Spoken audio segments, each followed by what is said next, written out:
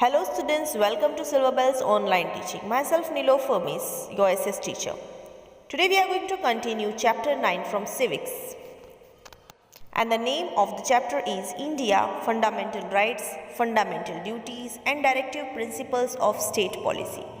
In the previous video, we have learnt about our first point, fundamental rights. We have seen the introduction to that, and then we even learnt about human rights. And then we even saw the fundamental rights, in which we saw 6 points about that, in which we have learnt about the first right to equality. Today we will go further with other rights. Hope we will complete all the rights in this video. So next point is right to freedom. Freedom. See, now everybody should get freedom. Everybody like to be free. Okay, everybody like the freedom. They want to stay freely. We don't want any kind of restrictions or control over us. Nobody like if anybody restrict the person or any control is there on us. So we don't like that. Everybody like the freedom. We also like the freedom. So this is very important point, right to freedom. The Constitution of India provides the citizens of India 6 types of freedom. Now what type of freedom we are getting by our Constitution, that we will see. So what are those? First one, freedom of speech and expression. We are free to speak whatever we want. We can express ourselves. But here doesn't mean that you will abuse others. Okay, so keep that in mind. Otherwise that person is also having freedom to abuse you. Okay. Next one is to assemble peacefully without arms. It means you can gather yourself with the other people anywhere, anytime, but without arms. It means without weapon. You must not have the weapon with you. Then you may be the part of the gathering. You may assemble but peacefully. Okay, without arms means without any kind of weapon. To form associations or unions, you may make the groups of yourselves. You may be the part of the group, so that also you are free to make. Next one is to move freely throughout the territory of India. Wherever you want to move, wherever you want to visit in India, you may go. You are free to go at that place.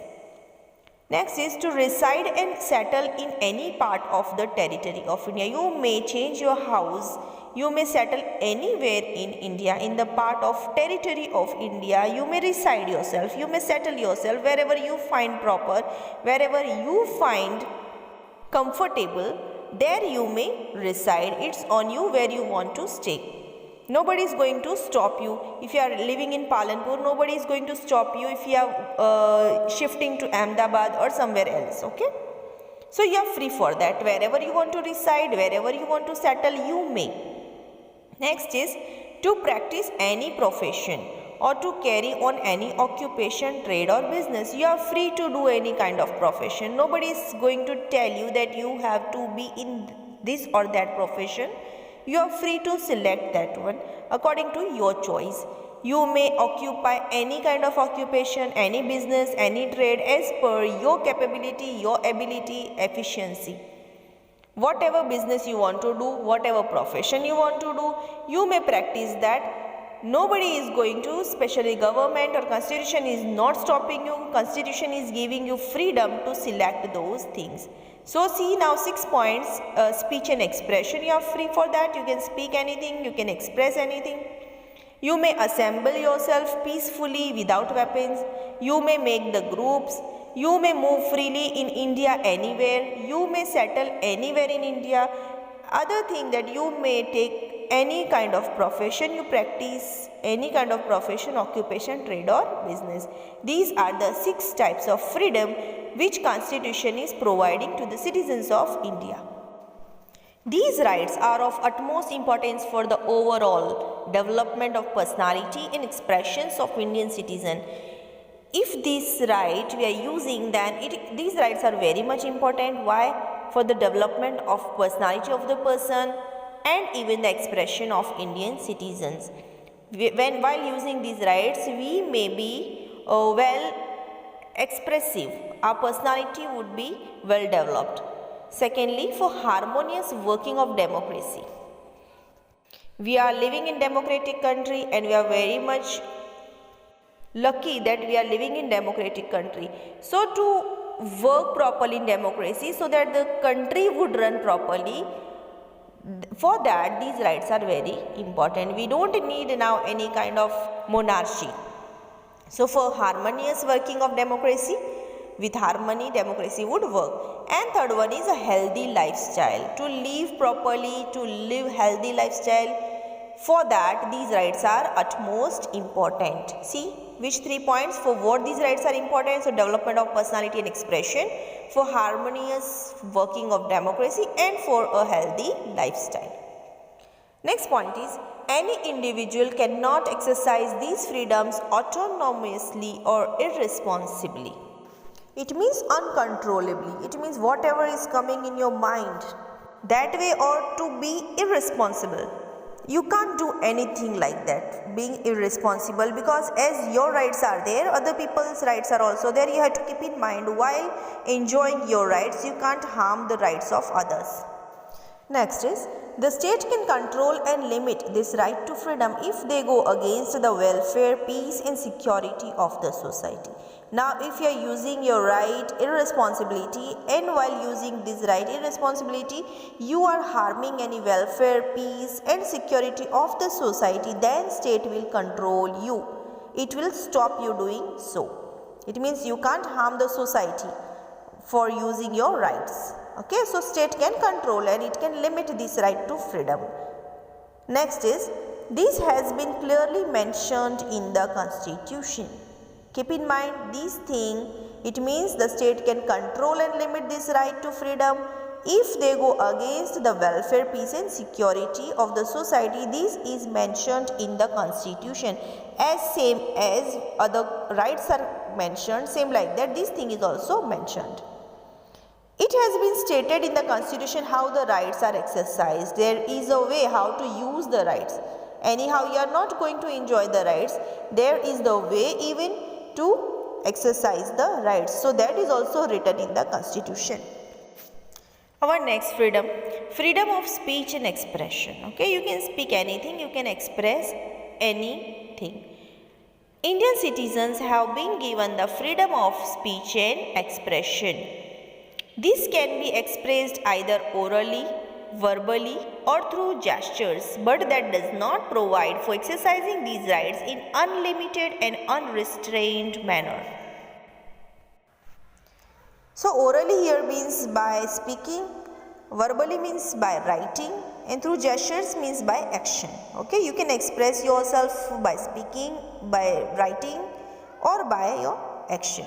Maybe by painting, by sculpture, or if the person cannot speak, then he or she can make the gestures also to express himself or herself.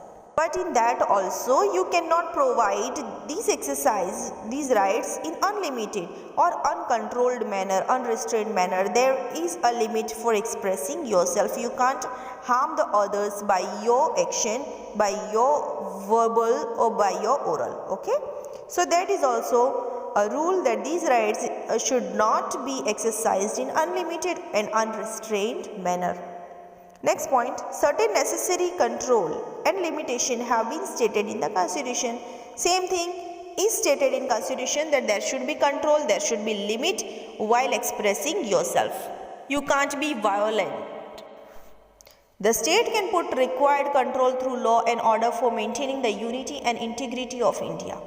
Safety of the state, for amicable relation with foreign nations, public management and public peace, compromise and safety, morality, discipline, contempt of court, defamation and provoking violence for crime. See now here, the state can put required control. How the state can keep control? With the help of law and order. For what? For maintaining unity and integrity of India. These things are kept in mind. Firstly, the unity and integrity of India. These are the main aim of the country. Other things, safety of the state, for amicable relation with foreign nations. You can't express yourself in the way that you are spoiling the relationship of your nation to the other nation. Then public management and public peace should not be harmed The government will not compromise with the safety or morality or discipline or contempt of court. Okay, you can't go against the court, you can't go against the law, you can't go against the rules of the court, and you can't provoke any kind of violence or crime. So these things you have to keep in mind while using your rights. Otherwise, state will keep control on you through law and order. Next point. It is the authority of the judiciary whether these many limitations are appropriate or inappropriate. Who will decide this limitation? Whether your limitations are appropriate or inappropriate. So these limitations are decided by the judiciary. Judiciary is having that authority to decide whether your action, your act is appropriate or not. Next one, the purpose behind the freedom of press through which ideas and opinions put forth for public welfare has not been separately mentioned. Freedom of press means here we are talking about newspapers, TV channels, that it isn't like that whatever you want to print in that you may, or whatever you want to give to the TV channels that you may give. No, it isn't like that. There also limitation is there. So in the press also public welfare should be kept in mind. Those things can be kept by press. That is not mentioned separately. Next point, it can be included in the right to expression. It means what media has to do, what newspaper has to do, what TV channels has to do, that is not mentioned separately, but that is included in the right to expression itself. Okay. The latest amendment of 2009 in Constitution of India confers free and compulsory primary education for the children between 6 to 14 years. Now this is the latest amendment. It was done in 2019. Amendment means here the changes or something added in the constitution. If some law is kept in constitution, that is called amendment. So this amendment was done in 2009. And what is it? It is about the free and compulsory primary education for the children between 6 to 14 years. The children of age of 6 to 14 years, they should get free and compulsory primary education. If a person is not convicted for a crime, then he cannot be sentenced to punishment or more punishment than the one prescribed by the law. Cannot be given the punishment more than once, cannot be given to the same convicted person. It means if the person is found criminal or doing any crime, or if not convicted for a crime, then he cannot be sentenced to punishment. If he has not done any crime, if the judgment shows that he has not convicted any crime, then he should not be punished. Or if he is criminal or he has done any crime, then not more punishment should be given. Whatever is prescribed in law, according to that only that much punishment will only be given. Cannot be given the punishment more than once. If once the punishment is given for the crime done, then again for the same crime another punishment won't be done or won't be given. Then cannot be given to the same convicted person. Same person will not get the punishment twice for the same crime. It means if the person is punished once for the crime, then he cannot be punished again for the same crime. No individual can be deprived of his life and liberty except by the procedure of law. It means any person cannot be deprived by his freedom, by his rights, except if he has done something wrong, and if law has told, it means judiciary has told to take away some of the rights of him, then only. Otherwise no individual can be deprived of his life and liberty. No one can be arrested without being told the ground for such arrest. It means no person would be arrested. First the person who is going to be arrested, the person should be knowing that why he is going to be arrested. So the police officer, whoever is going to arrest the person, you have to give the reason. The policeman will give the reason to the person that why he is being arrested. The person should know that why I am getting the punishment. Okay, next point. If arrested, the person has the right to defend himself or herself by a lawyer of his or her choice. The arrested person has the right to decide that which lawyer will fight for him. The lawyer would be of his or her own choice.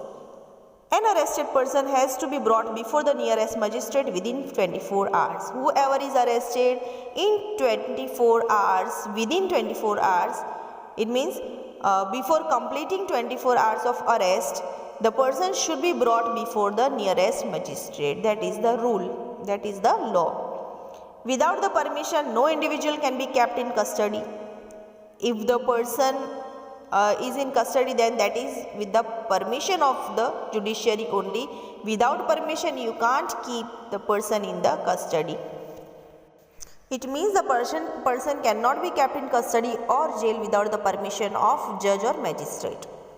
As per the Prohibition Act, the person under arrest will not be applicable to the aforesaid matters. This act needs understanding. You have to understand this. It means if there is any kind of prohibition in your state on anything, for example in Gujarat wine is prohibited, so as that kind of prohibited act we are doing in our state, which is prohibited in our state only, so the rules of other states will not apply on the person, but the person living in the same state, so same law of the state will be applicable on the person. If some act is made for the state only, like Gujarat only, then if any person is arrested in doing some act which is prohibited in Gujarat, then the rules of Gujarat will be applicable on the person, not of the other states, and that will be backed by the law. Next is Preventive Detention Act. Here means prevention, if you have heard this word. So on the state of doubt, okay, if the state thinks that by the act of such person the state will be in danger, then that this act will work over there, Preventive Detention Act.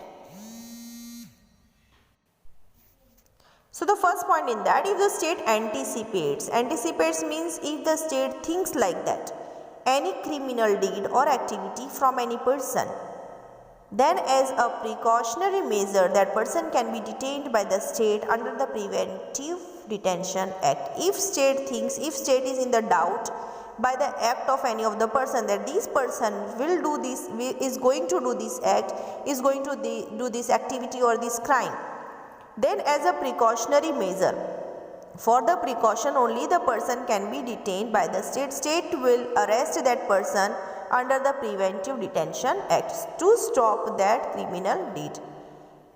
Next is the purpose of this act is not to punish a convict but to stop him from doing any criminal activity against a state, society or any individual. What is the purpose of this act? It is not to punish a convict, okay?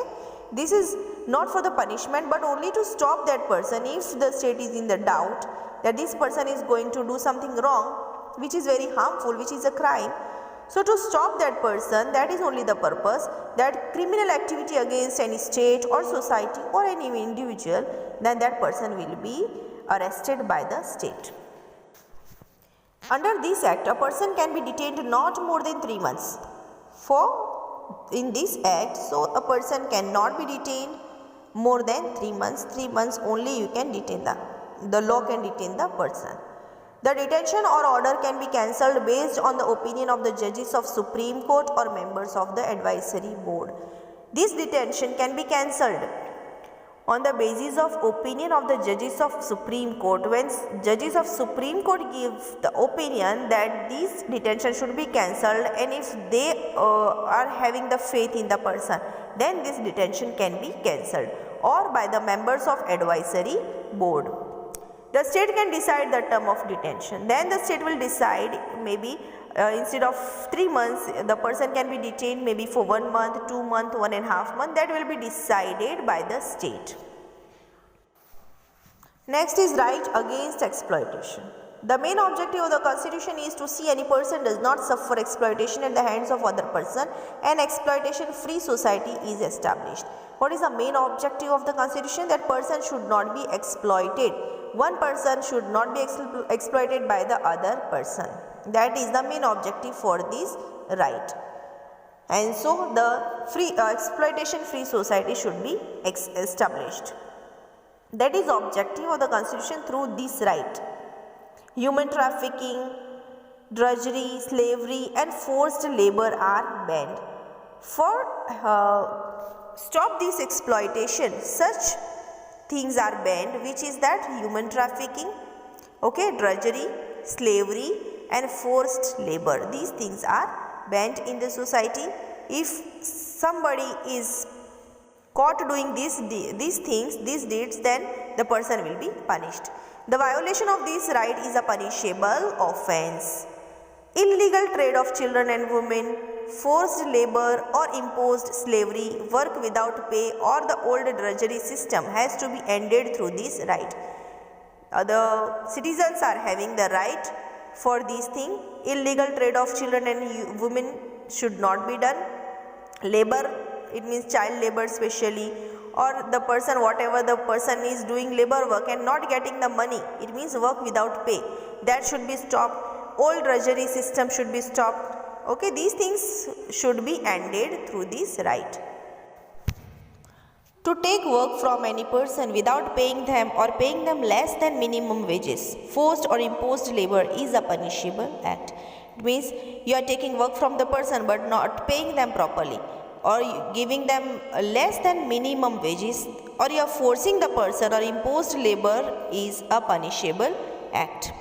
Any child under the age of 14 cannot be made to work in a factory, mine or any dangerous profession, garage, hotel, or cannot be employed as a household servant. Okay, so the child under 14 should not be made to work in any way, anywhere, neither in factory nor in mine or dangerous profession. He or she should not work in garage, hotel or even household servant. Under the Prohibition of Child Labour Act, all these are punishable offences. If you find any child working at any place of these, any places, you may complain for that, and then the person who is making that child working will be punished. Mandatory services cannot be sought from any person for the purpose of public welfare of the state military services in any fields, irrespective of religion, gender, caste or class, with or without remuneration. It means if any of these services government need the service of any person, then you may be called by the government, maybe for the public welfare of the state military service. So if government needs you for any of the welfare or for military services, then government can call you without keeping any kind of discrimination related to religion, gender, caste or class. With respect, the person will be called by the government. So when there is question of nation, then you have to stand for that. Next is right to freedom of religion. Any citizen of India can follow any religion of choice, can promote and propagate the same is mentioned in the provision of the Constitution of India. People in India are free to follow any of the religion, to promote any of the religion, to propagate any of the religion of their choice. That is in the provision of the Constitution. But this right is to be enjoyed within permissible limits, so that it does not be the freedom of public administration, morality and health of the society. But this right you can enjoy. But there are also some limits in that. You can't harm the other religion while following your own religion. You can't go against the other religions. You can't harm the society, the morality of the society. Okay? The religious gatherings, offerings or prayers are included in this. It means you can gather yourself for any religious thing, for any puja, any namaz or for prayers. Okay, you can gather yourself. The state of India does not have any religion of its own, or the Indian state is not run as per the principles of any religion or sect. So here state of India, it means India is not having its own religion, the state religion is not there. So Indians are free to follow any of the religion, and state is not running any policy keeping any religion in mind. The state cannot interfere in the religious matters or religious beliefs of any group. So here government is not going to interfere, maybe whoever it is. So the person who is the part of government cannot interfere in religious matters or religious beliefs of any group. Whatever people thinking in the religious way, the government will not interfere.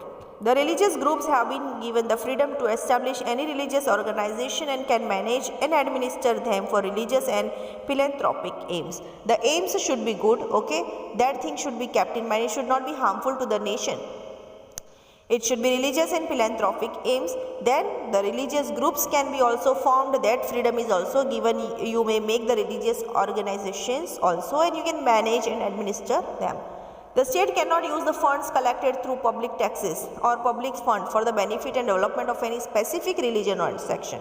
Now, here we are paying the taxes, but for the religion, name of any particular religion, government can't collect any of the tax or fund from the people, from the public. The educational institution running on government grant cannot impart religious education or compel the students to participate in any religious education or attend any religious meet. Educational institutions running on government grant, so these grants should not be given to particular religious person. It should not be given to one particular group of religion. These grant for everybody, for all the students following any of the religion. All are equal in the eyes of education. Okay, so compel the students to participate in any religious education or attend any religious meet. You can't make it compulsory for anybody that you have to be there in this meeting. Religious meeting is there and it is compulsory for the students to join it. No, you can't make it compulsory for them. Now comes cultural and educational rights. People of various religions, various languages and cultures live in India. As we know, the people of India have a right to preserve their language, script, cultural identity and ethnicity. Here people are free to preserve their language. They can speak in any language, they can use any script, their culture they may follow, okay, and their ethnicity. Any educational institution which rely on the government grant cannot deny admission on the grounds of religion, caste, creed, language or any other reason. The government schools are there or educational institutions which are relied by the government, there won't be any kind of discrimination on the name of religion, caste, creed, language or any other reason. If any individual appeals to vote on the grounds of religion, caste or language, then it is considered as a malpractice as per Act 123(3). Okay, if any individual, any person appeals to vote on the grounds of religion, that I am from this religion and my people will give me vote, or I am from so and so caste and so my people will give me vote, or I am from using this language, and with the use of this thing, if any person appeals for vote, then that person will be punished. It will be considered as a malpractice, and the Act 123(3), according to this act, the person will be punished. Any of the state can frame a law and provide the right to its citizen to form and manage any of the educational institute based on cultural or linguistic minority. You can make one separate school of your minorities, like your linguistic minorities or culture. So for that, state can frame a law. According to that law, you can form and manage any of the educational institute. Okay, that is allowed. The state shall not discriminate in giving educational grants or educational scholarship from the state fund to any of the linguistic or religious minority institution. But here the state will allow to run the educational institute, but it will not discriminate while giving the grant to the person. Okay, the state fund will be distributed equally to all the religious person, to all the religions, all the minority institutions, or in the way of the linguistic. Linguistic means here languages. Okay, in the state desires to take over or confiscate the property of minority institutions, and it can do so only after giving proper returns. Means if the state desires to take over any property of any minority institution, then the state will pay for that according to their choice. Okay, then only it can take that institution by itself. In this way, important provisions in context of education institution have been made in the Constitution. Now the last right of ours and the most important is right to constitutional remedies. Remedies means solutions. Okay, no matter how many laws are framed or how many provisions are made for the fundamental rights, if these are not implemented well, then there remains no meaning of such freedom or right.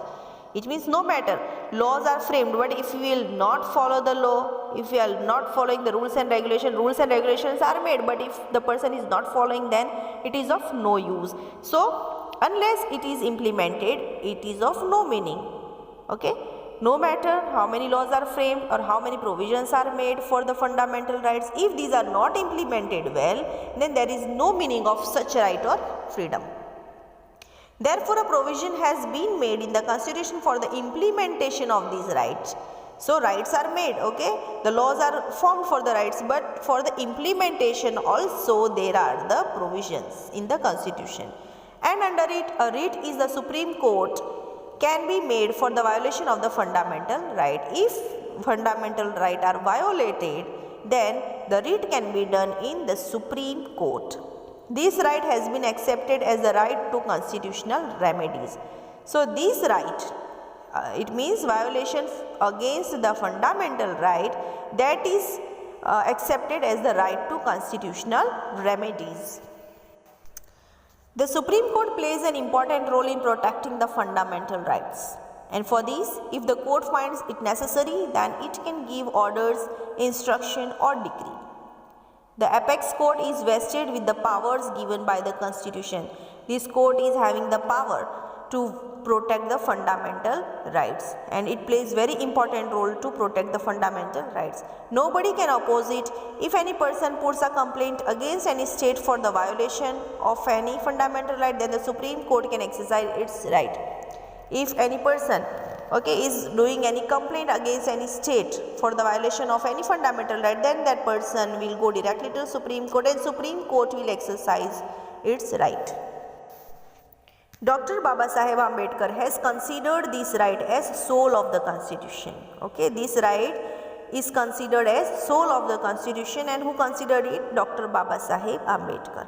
The Parliament can hand over the powers of giving such an order to any of the court.